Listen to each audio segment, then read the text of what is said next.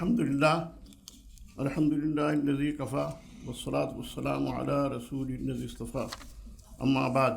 محترم مولانا محمد جعفر صاحب، میرے دوست مولانا رضوان الاسلام ندوی صاحب اور تمام شرکاء کرام، السلام علیکم ورحمۃ اللہ۔ مجھے موضوع دیا گیا ہے بچوں کی تربیت اسلامی نقطہ نظر سے۔ تو آپ اچھی طرح جانتے ہیں کہ تربیت ایک بہت اہم موضوع ہے، لیکن اس کے مفہوم کے سلسلے میں اور اس کی تشریحات کے سلسلے میں بہت ساری چیزیں واضح نہیں ہیں۔ تو پہلے تو میں یہ بتاؤں کہ تربیت کیا ہے، تاکہ ہم تربیت کیسے کریں اپنی بھی اور دوسروں کے بھی۔ میں تو اصلاً ایک آئینہ اپنے آپ کو دکھاتا رہوں گا، یہ دوسری بات ہے کہ وہ باتیں آپ بھی سنیں گے۔ یعنی میں اپنی تربیت کے لیے اور اپنے بچوں کی اور اپنے دوستوں کے بچوں کی تربیت کے لیے کچھ باتیں اپنے آپ سے کروں گا، لیکن آپ بھی ان کو سنتے رہیں گے تو انشاءاللہ آپ کو بھی فائدہ ہوگا۔ تو پہلی بات یہ ہے، تربیت اصل میں عربی میں تربیت ایک بہت وسیع مفہوم میں آتا ہے، اور اسی کے ہم معنی ایک لفظ ہے تزکیہ، آپ نے سنا ہوگا نا۔ اور یہ اللہ کے رسول صلی اللہ علیہ وسلم کا مشن بھی تھا، آپ کو اسی لیے دنیا میں بھیجا گیا تھا۔ تربیت کا اصل مفہوم یہ ہے کہ انسان کے دل و دماغ کو، اس کے باطن کو مانج دیا جائے، بالکل صاف سیکل کر دیا جائے۔ جیسے اب بقرعید آنے والی ہے نا، آپ اپنی چھریاں سیکل کریں گے، بالکل تیز صاف ستھری چمکیں گی دور سے، گویا کہ آپ اس میں اپنا چہرہ بھی دیکھ سکتے ہیں۔ تو اسی طریقے سے اپنے آپ کو، ظاہر کو بھی اور باطن کو بھی آدمی مانج دے۔ آج کے دور میں ظاہر پر بہت زور دیا جاتا ہے نا، ہم باہر نکلتے ہیں تو فیس واش بھی لگا لیتے ہیں، مختلف کریم استعمال کرتے ہیں، اچھے کپڑے پہنتے ہیں، لیکن باطن پر بہت کمزور ہوتا ہے۔ اسلام جو ہے وہ یہ کہتا ہے کہ باطن پر زیادہ زور دو، باطن تمہارا اچھا ہوگا تو ظاہر خود بخود اچھا ہو جائے گا۔ تو بعض لوگ یہ سمجھتے ہیں کہ اس کا مفہوم صرف یہ ہے کہ ہم اچھی عادتیں اپنائیں اور بری عادتیں چھوڑ دیں، لیکن یہ بہت وسیع گویا کے لفظ ہے۔ مجھے بچپن کا ایک واقعہ یاد آ رہا، ہمارے یہاں ایک بڑھیا دودھ لاتی تھی، تو ایک دن ایسا ہوا کہ وہ دودھ پھٹ گیا۔ تو ہماری امی نے اس بڑھیا سے کہا کہ یہ دودھ پھٹ گیا تمہارا، تم باسی دودھ لائی تھی کیا؟ کیسا دودھ تھا یہ؟ تو اس نے کہا کہ نہیں، آپ نے برتن کو اچھی طرح نہیں مانجا ہوگا، اگر برتن کو اچھی طرح مانجتی تو یہ دودھ نہ پھٹتا، یہ تو تازہ دودھ ہے جیسے میں روز لاتی تھی۔ تو اگر برتن نہ مجے تو دودھ جیسی نفیس چیز بھی پھٹ جاتی ہے۔ تو انسان کا باطن، ان کا دل و دماغ، ان کی روح اگر سیکل نہ ہو، وہ اس کو مانجا نہ جائے، اسے پاک صاف نہ کیا جائے، تو پھر کتاب بھی جو اللہ کا کلام ہے اور دوسری چیزیں بھی آدمی پر اثر انداز نہیں ہوتی۔ اسی لیے پہلے بتایا وَيُعَلِّمُ الْكِتَابَ وَيُزَكِّيهِمْ کہ اللہ کے رسول صلی اللہ علیہ وسلم تعلیم کتاب دیتے ہیں اور ان کا تزکیہ بھی کرتے ہیں، کیونکہ تزکیہ کے بغیر کتاب کی تعلیم نہیں ہو سکتی۔ آدمی قرآن پاک کو یا دوسری حدیث کی کتابوں کو نہیں سمجھ سکتا جب تک تزکیہ انسان کا نہ ہو، ہے نا۔ تو قرآن پاک کا نزول ہمارے دلوں پر کب ہوگا؟ جب ہمارے دل کا تزکیہ ہو جائے گا۔ اور تزکیے میں یہ بات بھی شامل ہے تربیت میں کہ انسان ہمیشہ آگے بڑھتا رہے۔ ربا کہتے ہیں بڑھنے کو عربی میں، ہے نا۔ اسی سے ربا سود کے معنی میں آتا ہے کہ وہ اس جو آدمی قرض لیتا ہے اور اس پر سود لیتا ہے تو وہ پیسہ بڑھا کر لیتا ہے جی۔ تو تربیت کا اصل معنی ہے اپنی صلاحیتوں کو ڈیولپ کرنا، اسکلز کو بڑھانا، آسمان کی طرف اڑنا، رفعت اور عظمت اور بلندی کی طرف پرواز کرنا، اونچے خواب دیکھنا اور اونچے خواب دکھانا، حوصلوں کو اڑان دینا کہ ہمیں آسمان تک پہنچنا ہے۔ یہ اصل میں تربیت ہے، اور تربیت ایک بہت مشکل کام بھی ہے جی۔ آپ نے سائیکل چلانی سیکھی ہوگی، ہم نے بچپن میں سیکھی ہے، میں نہیں جانتا اب تو موٹر سائیکل کا رواج ہے۔ تو جب ہم سائیکل سیکھتے تھے تو کہتے تھے بھائی اس طرح چلاؤ، پھر گر جاتے تھے، پھر سنبھلتے تھے۔ کبھی ہمارا دوست پکڑ لیتا تھا کہ میں پیچھے سے پکڑے ہوں، آپ آرام سے چلاؤ۔ ہم نے دیکھا تو دوست غائب جی۔ تو وہ ہمیں سکھا رہا تھا، ہم گرتے تھے تو سنبھالتا تھا، اور کبھی کبھی ہمیں چھوڑ بھی دیتا تھا آزاد، لیکن یہ کہہ کر کہ ہم پیچھے سے پکڑے ہوئے سائیکل تم گرو گے نہیں، اور اس کے بعد چھوڑ دی اس نے۔ ایسے ہی آپ نے روٹیاں بنائی ہوں گی، ہماری خواتین، ہماری بہنیں، بیٹیاں تو روٹی بناتی ہیں، مرد بھی کبھی کبھی جو باہر رہتے ہیں روٹی بناتے ہیں، ہم نے بھی بنائی ہیں۔ جب ہم نے پہلی روٹی بنائی تو اس کی شیپ ہی عجیب تھی، ہم تو گول بنانا چاہ رہے تھے، لیکن وہ چوکور بھی نہیں بنی، وہ مثلث بھی نہیں بنی۔ دنیا کے تمام انجینئر مل کر اگر اس کے شیپ کو کوئی نام دینا چاہیں تو نام نہیں دے سکتے، جی جو پہلی روٹی ہم نے بنائی تھی، یا خواتین بھی بناتی ہیں، تو لیکن کتنی مرتبہ وہ بنایا، پھر گول روٹی بنانی ہے ہمیں۔ ایک انسان جب چلتا ہے نا دیہاتوں میں، تو وہاں پگڈنڈی ہوتی ہے جسے ہم بٹیا بھی کہتے ہیں، جب سالوں تک اس پر چلا جاتا تب وہ پگڈنڈی بنتی ہے نا۔ تو یہی تربیت ہے۔ تو بار بار ذہن کو، دماغ کو، دل کو، روح کو پاک کرنا، ہماری سوچ، ہمارا رویہ، ہمارا عمل سب پاک صاف ہو جائے۔ لوگ یہ کہیں کہ اس کی زبان کھلتی ہے تو بس اچھی بات نکلتی ہے، اس کی زبان سے کبھی غلط بات نکلتی۔ وہ سوچتا ہے تو اچھی بات سوچتا ہے، منفی بات سوچتا ہی نہیں۔ اس کی یہ عادت بن جاتی ہے، اس کا یہ مزاج بن جاتا ہے نا، جسے عادت ثانیہ، فطرت ثانیہ کہتے ہیں۔ تو آپ کی فطرت ثانیہ یہ بن جائے کہ آپ سوچیں گے تو اچھی بات سوچیں گے، زبان کھولیں گے تو اچھی بات نکلے گی، آپ کا رویہ، آپ کا عمل بھی بہت اچھا ہوگا، جو بھی آپ حرکت کریں گے۔ یہی اپنے زیر تربیت بچوں کے سلسلے میں آپ کا گویا کہ رویہ ہونا چاہیے۔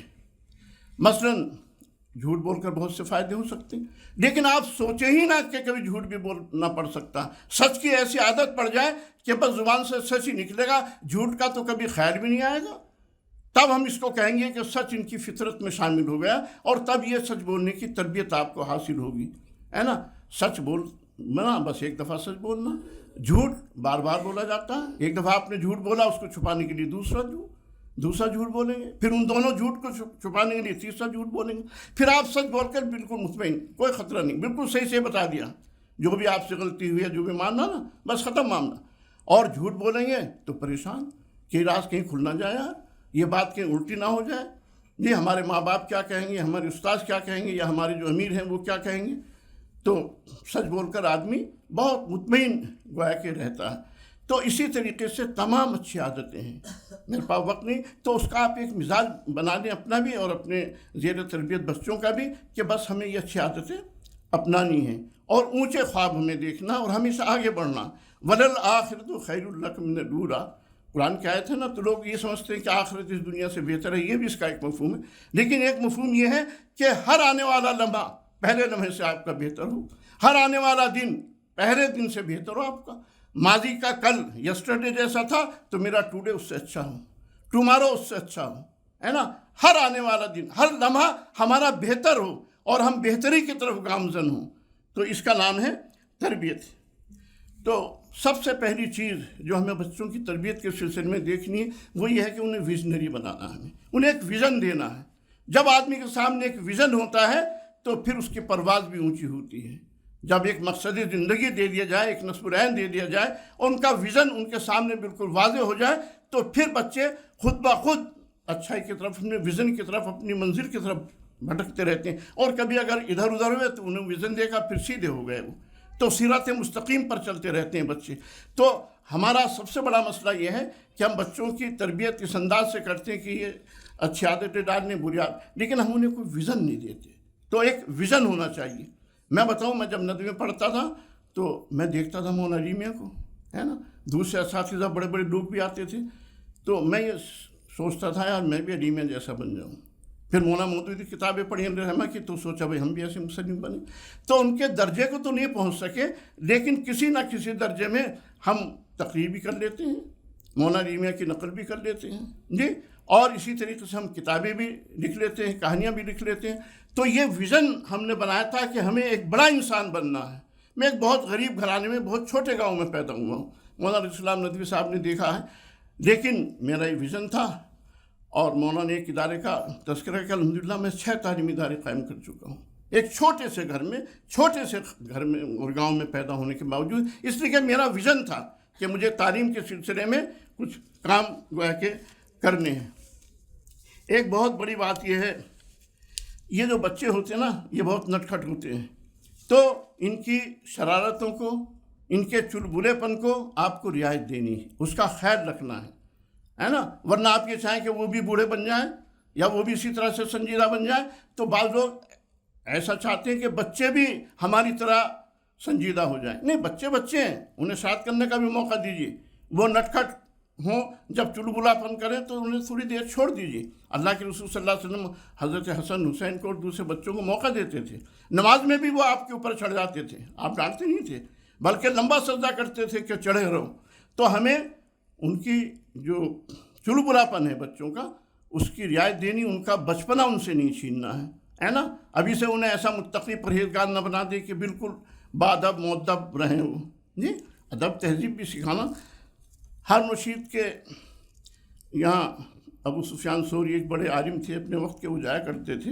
تو ایک دفعہ ابو سفیان ثوری رحمہ نے کہا ہارون رشید سے کہ آپ کا بچہ کافی بڑا ہو گیا، آپ نے بھی بچے کو نہیں دکھایا ہمیں، ہم چاہتے ہیں اپنے بچے کو دیکھیں. تو ہارون رشید نے کہا کہ ٹھیک ہے. ایک تاریخ دے دی کہ آپ اس وقت تشریف لائیے. جب امام سفیان ثوری آئے تو کہا کہاں آپ کا بچہ؟ کہا کہ وہ بیٹھا کولی میں. تو اس کو یوں بٹھا دیا تھا. تو امام سفیان ثوری بولے یہ بچہ نہیں، یہ بوڑھا ہے.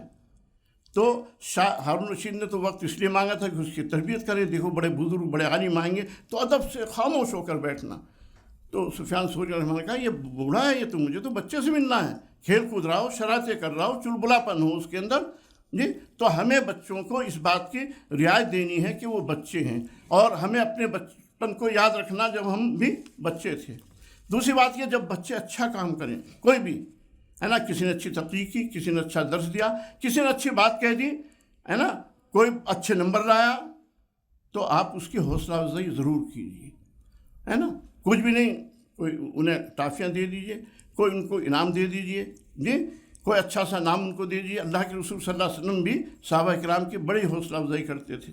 کسی نے بہادری دکھائی تو آپ نے کہا ارے تو اللہ کا شعر ہے، اسد اللہ ہے. کسی نے تلوار کے جوہر دکھائے، کہا تو سیف اللہ ہے. جی اللہ کی تلوار ہے، یہ تیری تلوار نہیں ہے. یہ کوئی ایسے وقت میں سچ بولا کہ جب سچ بولنا بہت مشکل تھا، آپ نے کہا ارے صدیق ہو تم تو، اور ان کا لقب ہی ابو بکر صدیق پڑ گیا. تو ایسی مثالیں احادیث میں ہمیں سینکڑوں ملتی ہیں کہ آپ کس طریقے سے لوگوں کی حوصلہ افزائی کرتے تھے. ایک شخص آیا، ہاتھ ملایا، اس نے مسافر کیا تو دیکھا کہ اس کے ہاتھ میں گٹے پڑے ہوئے ہیں ہے نا، سخت. کہا کہ یہ کیا ہے؟ یہ کہا کہ اللہ کے رسول میں مزدوری کرتا ہوں، اس کی وجہ سے نشانات پڑ گئے گٹے. آپ نے وہ ہاتھ چوم لیے تمام صحابہ کرام کے سامنے ہے نا. جس ہاتھ پر اللہ کے رسول صلی اللہ علیہ وسلم کے لب لگ گئے ہوں وہ ہاتھ کتنا خوش قسمت تھا.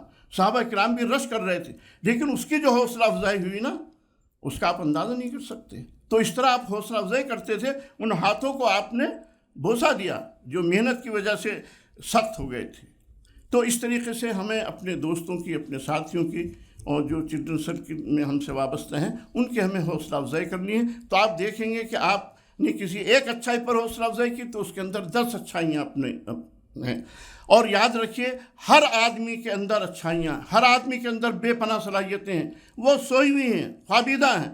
جی ہمیں پاس وقت نہیں جب میں اس کی مثالیں دوں آپ کو، لیکن جب ان صلاحیتوں کو جو سوئی ہوئی ہیں آپ ان کو بیدار کریں گے تو انہی بچوں میں ابوالعالیٰ مودودی پیدا ہوں گے، حسن بننا شہید پیدا ہوں گے، انہی اس میں امام غزالی پیدا ہوں گے، علامہ ابن تیمیہ پیدا ہوں گے، جی بواری سینا پیدا ہوں گے. تو وہ بھی بچے تھے، یہ بڑی شخصیتیں بھی، لیکن ان کی تربیت ہوئی، ان کی حوصلہ افزائی ہوئی تو دنیا کے بڑے انسان بنے، اور انہوں نے بڑے بلند کردار ادا کیے، تاریخ میں عظیم کارنامے انجام دیے ان لوگوں نے. تو ہمیں بچوں کو ویژن دینے کے ساتھ ساتھ ان کی حوصلہ افزائی بھی کرتے رہنا. اور اگر کبھی غلطی ہو جائے تو کبھی تو ہم انہیں تنہائی میں سمجھا دیں، جی کبھی نظر انداز کر دیں. اللہ کے رسول غلطیاں بھی نظر انداز کرتے تھے.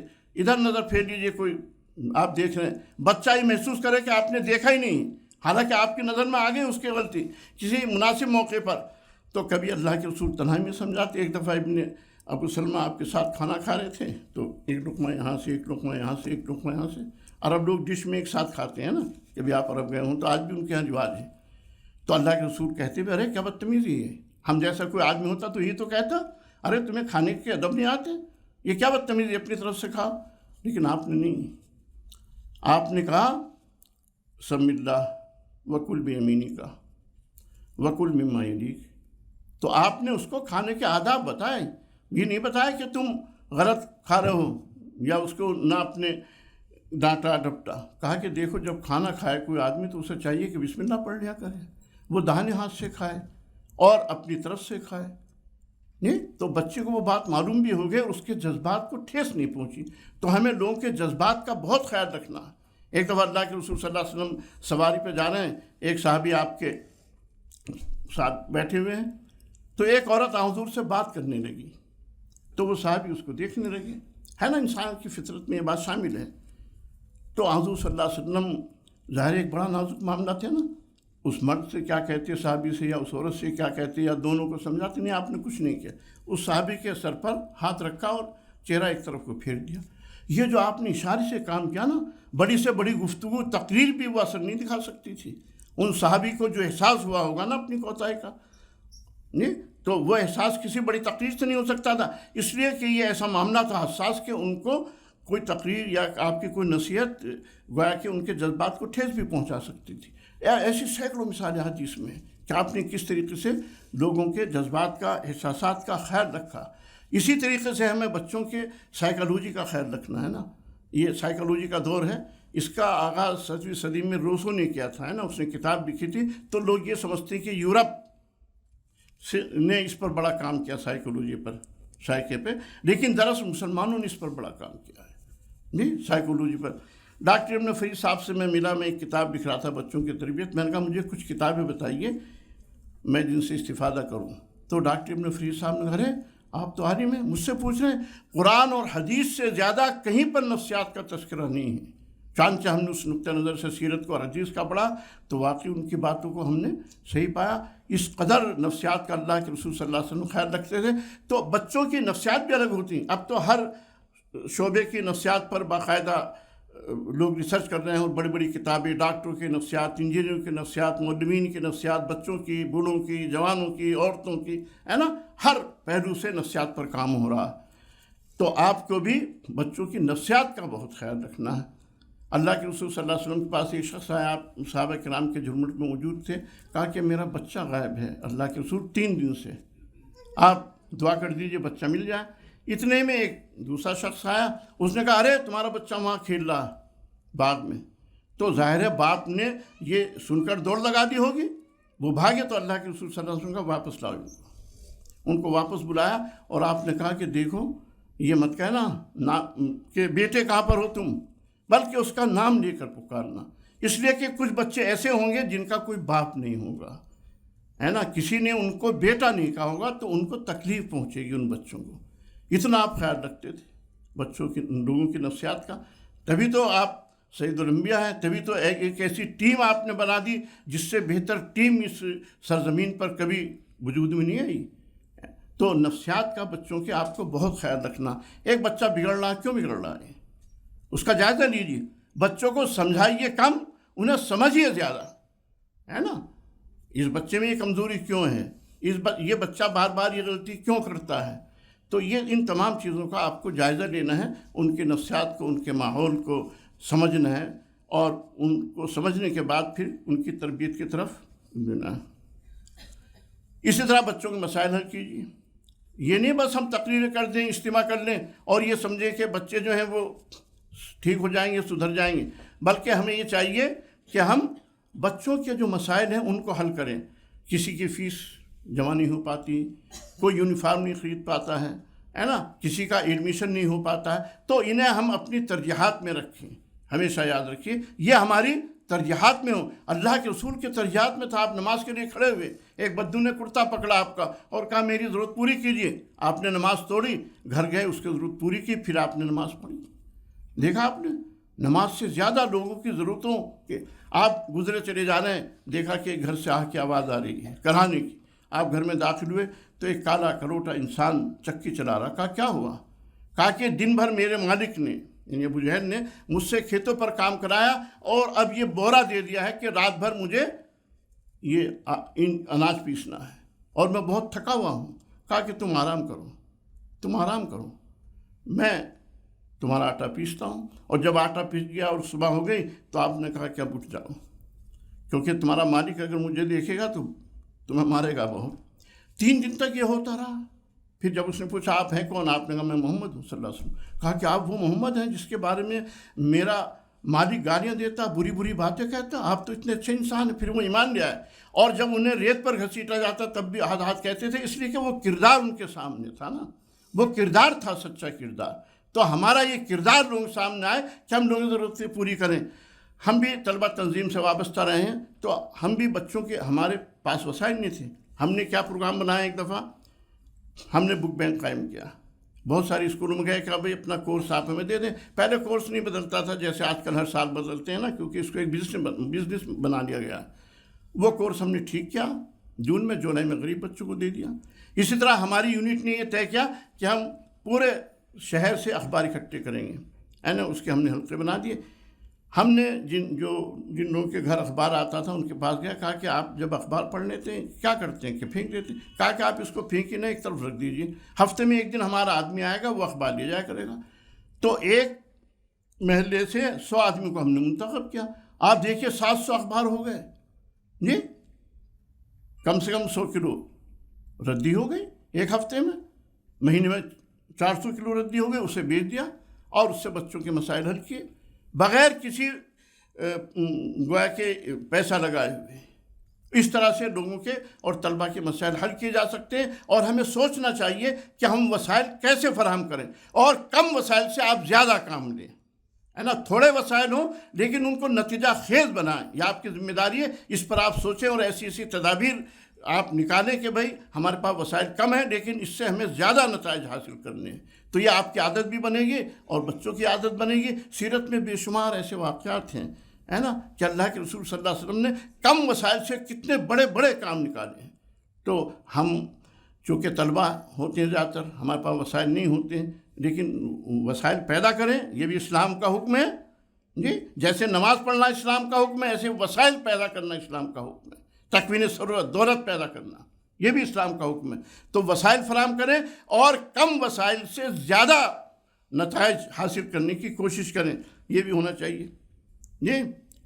تو اس سے بچے آپ کے قریب ہوں گے، بچوں میں انسیت ہوگی، وہ دل سے پیار کریں گے، وہ آپ کے SIU تنظیم کو بھی دل سے چاہیں گے اور آپ سے ایسی محبت کریں گے کہ کوئی بھی آپ سے جدا کرنا چاہے تو جدا نہیں کر سکے گا. جیسا کہ صحابہ کرام کا ہم دیکھتے ہیں تاریخ میں ان کا کردار تھا کہ انہوں نے آپ کے کردار کو دیکھا، آپ لوگوں سے کس طرح محبت کرتے ہیں نا.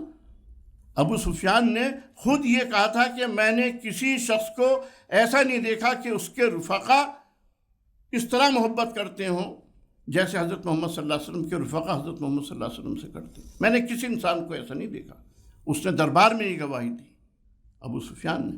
تو ہمارے بارے میں دشمن بھی یہ گواہی دیں کہ بھائی ان کے جو ساتھی، ان کے جو دوست ہیں، ان کے جو سرکل کے لوگ ہیں وہ ان سے اٹوٹ محبت کرتے ہیں. ایسی محبت ہم نے کہیں نہیں دیکھی. تو وہ محبت کا ماحول آپ پیدا کریں، تب بچوں کی اچھی تربیت ہوگی. خشک باتوں سے اور وعظ و نصیحت سے کام نہیں چلتا ہے. اسی طرح وقت کی قدر کیجیے خود بھی، اور وقت کی قدر کرنا سکھائیے. ان کے اوقات کو منظم کیجیے، ہے نا. تو جو ٹائم ہے یہ بہت قیمتی چیز ہے. وقت جو ہے یہ بہت قیمتی چیز ہے. ایک ایک لمحہ یہ واپس نہیں آتا ہے جی. ابھی میں پرسوں بیٹھا تھا، میرے ساتھ میرے پاس 4 علماء بھی تھے. انہوں نے 5 بجے کا وقت لیا، 6:30 بجے آئے. تو اعظم گڑھ سے میرے پاس ایک فون آیا، میرے ایک مضمون چھپا تھا ہے نا، دوسری ہجرت نہیں ہونے والی. کہا کہ مولانا ہم نے یہ مضمون پڑھا آپ کا، لیکن اس قوم کی اصلاح کیسے ہو سکتی ہے؟ میں کہا نہیں ہو سکتی. جو اصلاح کرنے والے ہیں ان کے اندر خود بگاڑ ہے. میں نے کہا یہ علماء ہیں جو اصلاح معاشرہ کی وہ چلاتے ہیں تحریک ہمارے علاقے میں.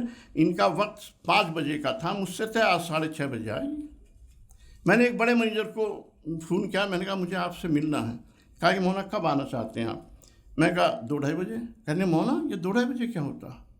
آپ کی نظر میں آدھے گھنٹے کی کوئی اہمیت نہیں؟ یہ کہیے کہ 2 بجے ملوں گا یا یہ کہیے کہ 2:30 بجے ملوں گا. یہ 2-2:30 بجے کیا ہوتا جی؟ یہ بہت پہلے کی بات ہے، جب ہم چھوٹے سے تھے، یعنی 40 سال پہلے کی بات ہے. تو اس طرح سے وقت کی قدر سکھائی. علامہ شبلی علیہ رحمہ اور پروفیسر آرنولڈ، آپ نے نام سنا ہوگا نا انہیں. ہاں، یہ علی گڑھ یونیورسٹی میں پروفیسر آئے تھے، سر خان ان کو بلایا تھا وہاں سے، اور علامہ شبلی کے دوست تھے. علامہ شبلی ان سے انگلش اپنی ٹھیک کرتے تھے، یہ ان سے عربی ٹھیک کرتے تھے اپنی. تو سفر کر رہے تھے. اس وقت پانی کے جہاز میں سفر ہوتا تھا. اعلان ہوا کہ جہاز خراب ہو گیا اور ڈوب بھی سکتا ہے. تو جہاز میں تو ہنگامہ ہو گیا ہے نا. بچے رونے لگے، عورتیں پریشان، دعائیں کر رہے ہیں، کچھ تپسیا کر رہے ہیں، الگ الگ سب شور ہنگامہ. تو علامہ شبلی اپنی سیٹ سے اٹھ کر پروفیسر آرنولڈ کے پاس گئے اور وہ کتاب میں مگن کتاب پڑھ رہے ہیں. کہا کہ پروفیسر صاحب آپ نے سنا نہیں، انجن خراب ہو گیا اور ہمارا جہاز ڈوب سکتا ہے. کہا کہ اگر ہمارا جہاز ڈوب سکتا، تو یہ وقت بہت قیمتی ہے، اسی لیے تو میں مطالعہ کر رہا ہوں جو تھوڑا سا وقت ملا ہے. اگر ہم بچ گئے تو یہ جو مطالعہ ہے یہ قوم کے کام آئے گا، اور اگر ہم ڈوب جائیں گے تو کم سے کم یہ جو آخری وقت ہے یہ ضائع تو نہیں ہوگا نا. تو اس طرح سے وقت. ایک دفعہ علامہ شبلی وہ علامہ اقبال دیر سے آئے کلاس میں، تو ٹیچر نے کہا کہ آپ تو ہمیشہ پابندی سے آتے ہیں، آج کیوں دیر سے آئے؟ کہا کہ میرے والد کا انتقال ہو گیا تھا، ان کی تدفین کر کے آ رہا ہوں، دیر ہو گئی تھی.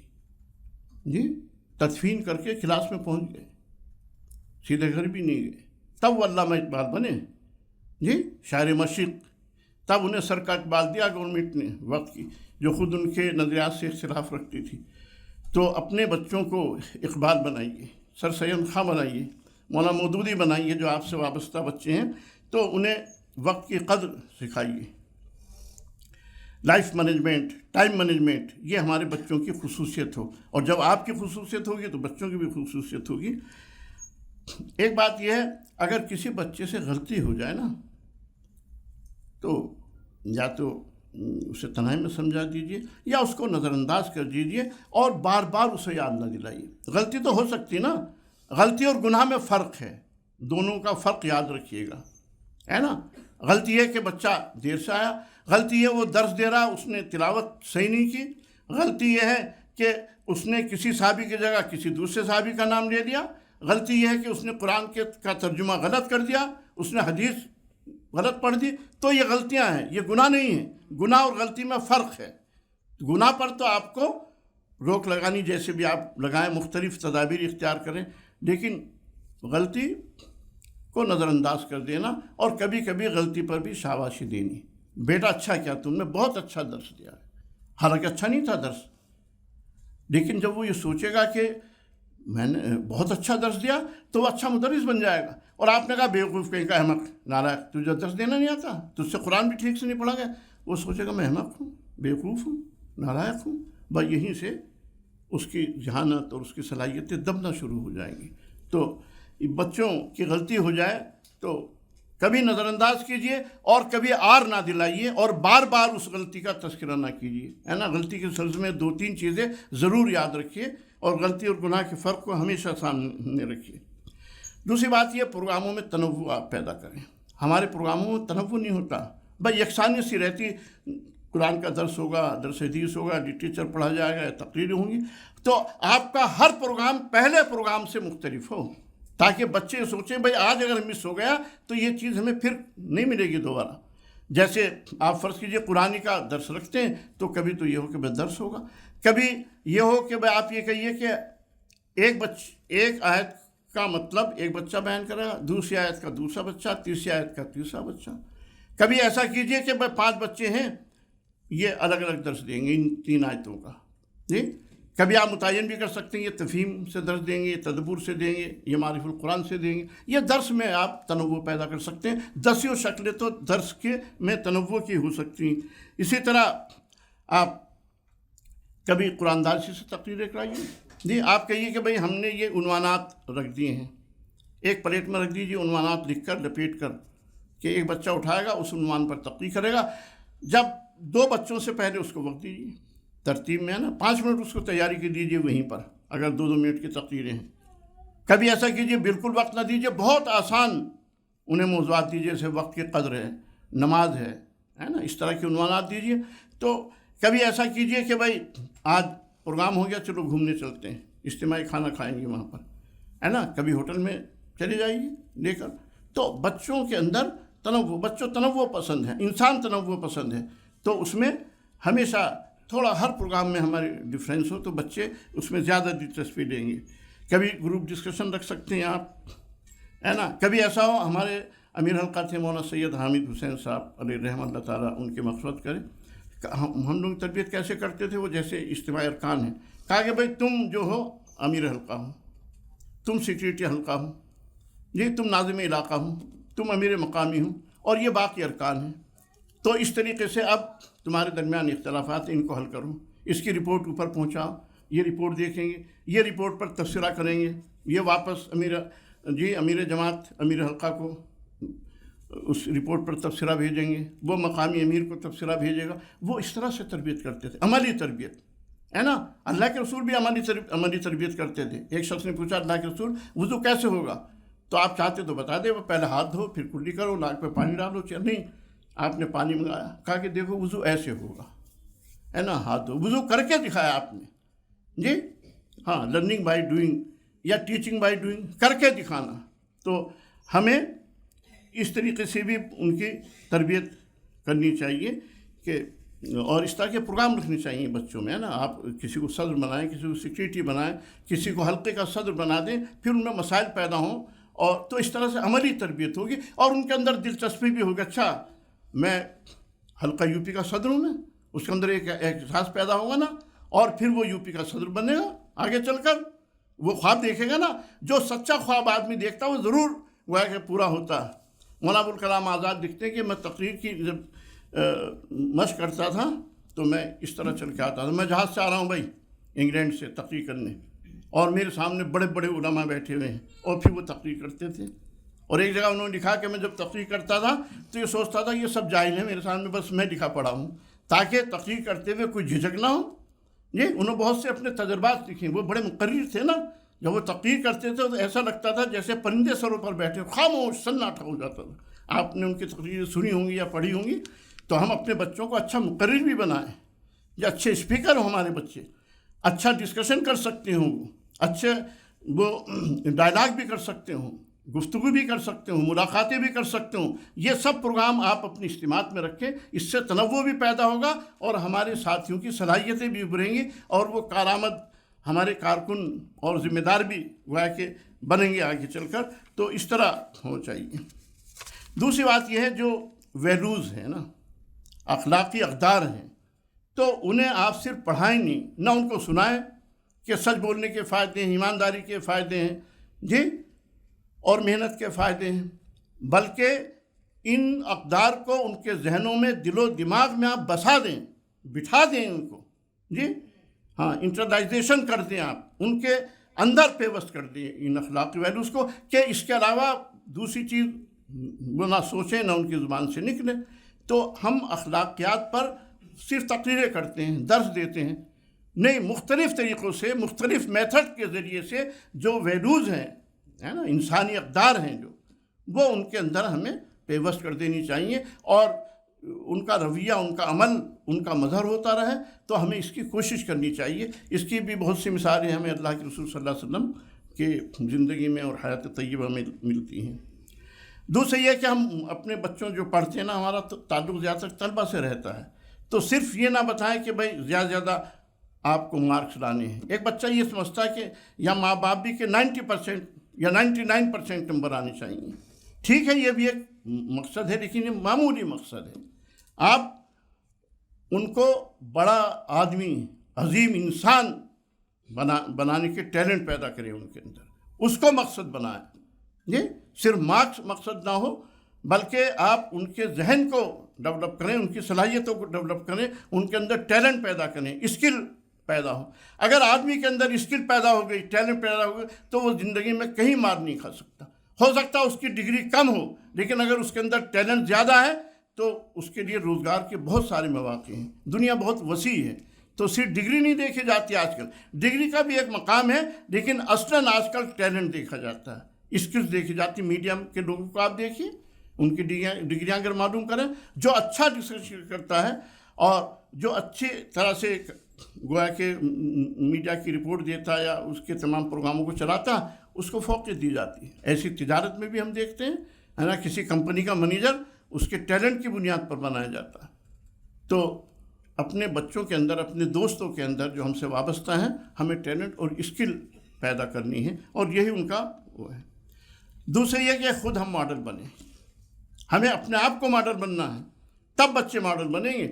بچے نقل کے عادی ہوتے ہیں نا، انہیں کتنا بھی آپ سمجھائیں نہیں سمجھیں گے، لیکن وہ دیکھ کر. چنانچہ بہت سے بچے ہم دیکھتے ہیں اپنے ٹیچر کی نقل کرتے ہیں. ہمارا ٹیچر ایسے بولتا تو ہم بھی ایسے بولیں گے، ہمارا ٹیچر ایسے چلتا تو ہم بھی ایسے چلیں گے، ہمارا ٹیچر یہ لباس پہنتا ہم بھی ایسے پہنیں گے.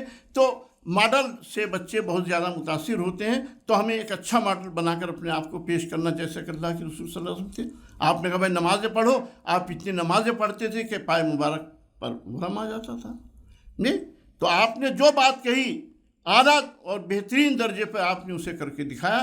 تو ہم جب ذمہ دار ہیں تو اپنے ساتھیوں کے لیے ہم ماڈل ہوں، اور وہ پھر ہماری نقل کریں، اور وہ بھی اچھے ماڈل بن جائیں دوسروں کے لیے۔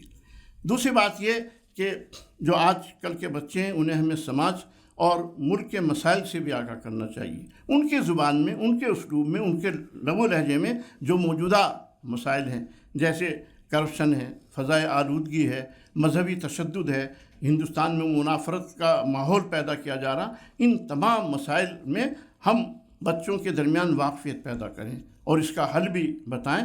تو اس کے لیے ہم مختلف گروپ ڈسکشن رکھ سکتے ہیں ان کے سامنے، جی مختلف پروگرام رکھ سکتے ہیں۔ کبھی ہم ماہرین کو بلا کر ان کی زبان میں لیکچر دلائیں تو اسی لیکچر ان کے سامنے ہوں، لیکن موجودہ مسائل کے بارے میں بچے واقف ہوں اور ان کے حل کے بارے میں سوچیں، تو ان کی عادت بنے گی کہ ان کے دور میں جو مسائل پیدا ہوں گے وہ انہیں کیسے حل کریں، کیا تدابیر اختیار کریں۔ تو پہلے مرحلے میں ان کو سوچنا آ جائے، غور کرنا آ جائے، اور مسائل کے حل کے لیے جستجو کرنے کا مزاج ان کا بن جائے۔ اس کے لیے ہمیں اپنے ساتھیوں کی تربیت کرنی چاہیے اور ایسا ماحول کریٹ کرنا چاہیے ہمیں، جی کہ وہ دور حاضر کے مفکر بن سکتے ہوں، دانشور بن سکتے ہوں، سید سعادت اللہ حسینی بن سکتے ہوں وہ، جی یہ ہمیں کوشش کرنی چاہیے۔ اچھا، ہم نصابی سرگرمیاں ہر اسکول میں ہوتی ہیں نا، کریکولم کے بہت سے پروگرام ہوتے ہیں، پکنک بھی ہوتی ہے اور بہت سے لیکن آپ بھی یہ پروگرام رکھیں اپنی سطح پر، جی کریکولم کے پروگرام رکھیں۔ کبھی آپ نے سلو سائیکل کا مقابلہ کرا دیا، بھائی سلو سائیکل کا مقابلہ ہوگا، جو بچہ جیتے گا اس کو ہم یہ انعام دیں گے، کوئی بھی آپ انعام رکھ لیجئے، جی تو سلو سائیکل چلانا بہت مشکل ہے نا۔ کبھی ہانڈی پھوڑ کا مقابلہ رکھ دیجیے، آپ ایک ہانڈی سامنے رکھی جائے گی، آنکھیں بند کی جائیں گی، بچہ ڈنڈا لے گا، سیدھا چلنا بھائی ہانڈی تک، سب لڑکے بھی محظوظ ہوں گے، جی ایک لطف۔ کبھی جلیبی دوڑ رکھ دیجیے، جلیبی دھاگے میں بانٹ دیجیے، یوں بچے آئیں گے اور منہ سے اپنے کھائیں گے اس کو، خرچ نہیں ہے زیادہ، لیکن ہر پروگرام میں یا کسی 1-2-3 پروگرام کے بعد آپ ایک اس طرح کا مقابلہ رکھیے اپنے ساتھیوں کا، دوستوں کا، تو اس سے دلچسپی پیدا ہوگی، تنوع بھی گویا کہ پیدا ہوگا۔ اور کھیل کود کے کبھی مقابلے کرائیے، کبھی ثقافتی مقابلے کرائیے، تقریروں کے مقابلے کرائیے، ڈراموں کے مقابلے کرائیے، نعت گوئی کے مقابلے کرائیے، کوئز کے مقابلے، کوئز تو کہتے ہیں مقابلے، سوال جواب کے مقابلے کرائیے، کوئز کے پروگرام کرائیے، تو مختلف انداز کے پروگرام ہوتے رہیں۔ تو یہ ذمہ داروں کی ذمہ داری بنتی ہے کہ پورا چارٹ بنا لیں سال بھر کا کہ ہم یہ پروگرام کریں گے ہم نصابی سرگرمیوں میں۔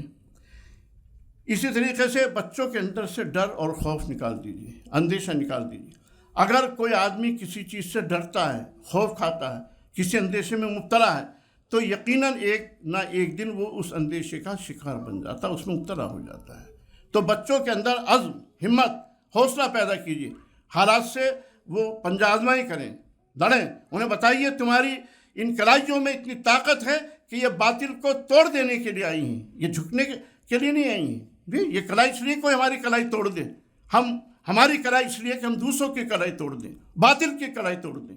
تو ان کے اندر عزم اور حوصلہ پیدا کیجیے، اور حالات سے مایوسی نہ ہو، بددلی نہ ہو ان کے اندر، تو یہ نکالیے، کیونکہ آپ خوف لے کر پیدا نہیں ہوئے، یاد ہے آپ کو جب پیدا ہوئے تھے کچھ بھی لے کر پیدا نہیں ہوئے تھے، تو خوف کیوں ہمارے دلوں میں آئے، ڈر کیوں ہمارے دلوں میں آئے۔ ایک زمین کا ایک مسئلہ چل رہا تھا اسکول کا، میرے پاس SI کا فون آیا، کچھ گنڈے مل کر وہاں پر سڑک بنانا چاہ رہے تھے کچی، تو میں تو وہاں تھا نہیں، کہا کہ مولانا کہاں پر میں نے کہا میں تاج پور میں ہوں، کہا کہ لوگ کچی سڑک بنا رہے ہیں، آپ کیوں نہیں بنا دیتے؟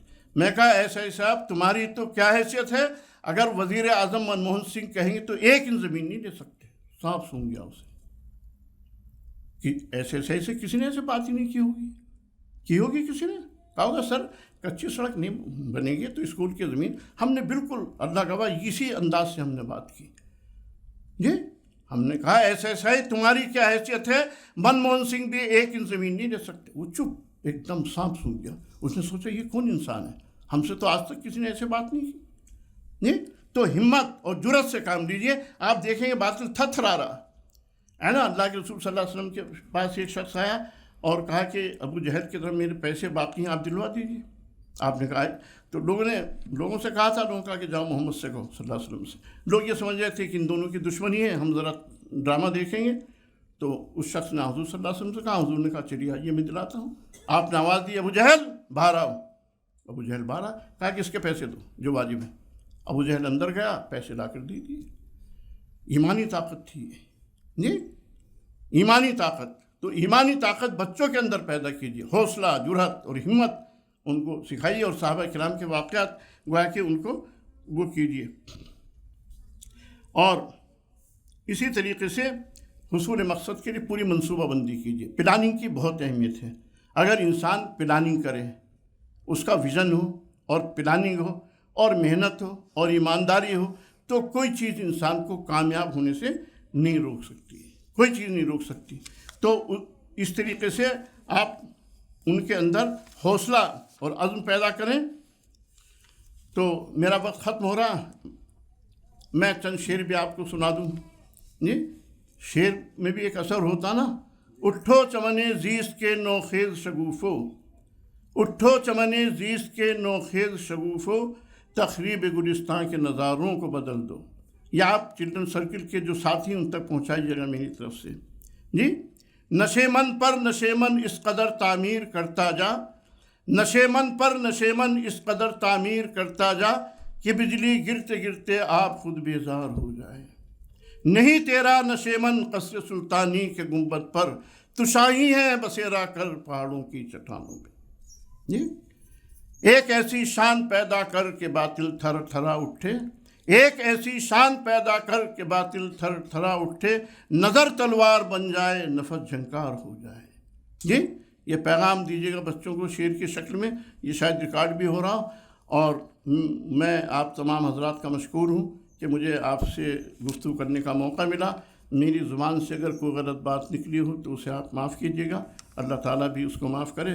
اور میں ذمہ داران کا مشکور ہوں کہ انہوں نے مجھے یہ موقع عطا کیا کہ میں آپ کے سامنے حاضر ہوا. وآخر دعوانا ان الحمد للہ رب العالمین.